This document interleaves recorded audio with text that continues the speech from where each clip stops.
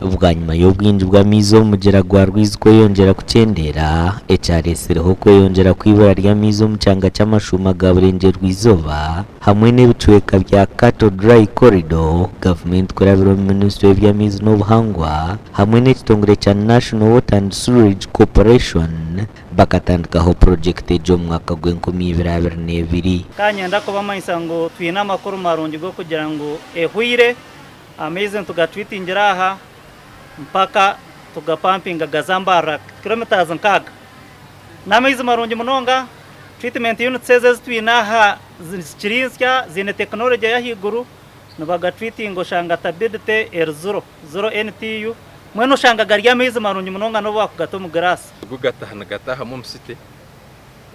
konka mfisinjuro mu cyaro hamusozi kuriya tariyo mizi tariyo mugera amiza go kubasa kufuna isinjiro na genjura konka isinjiro no bufuna genjura kurwo mu kwa mukaga ko kwa mwenda enjura tegwa so abantu bisinjiro batambuki ombuzi ombunkenke and edge project yarga kugereta by component y'umucyaro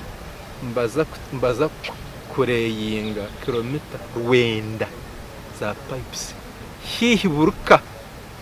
mbaza kufunamiza abebembezi becanga ece barambuza ubwicunduro ry'amizaga okureba ebikozurwe kandi amizaga gahereze kwikomutanke nkore za boma amizi garugire kagera twino kugaruka enyuma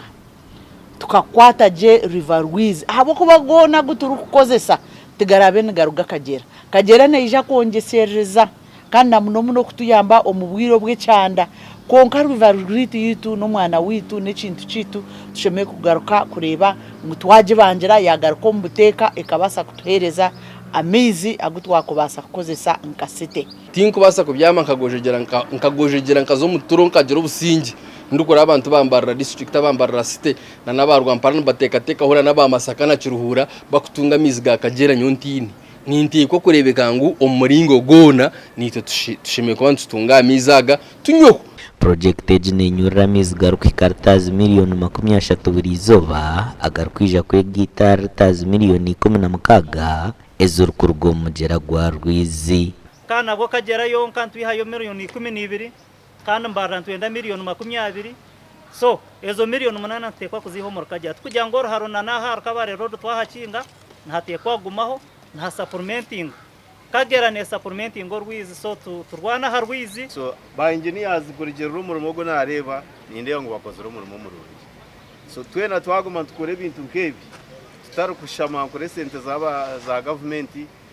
sente nizikora abantu ecyo kirungi ecyo sheme kubana zikora okurgira hantekateka ya gavumenti project ejegenderire kwera abantu kutunga amizi mingi agaraba hwero kwejumbiro mu kuhinga hamwe no kuri isoko murembe barkwiterera ibihingwa byabo ahabwa TV West ndera achiza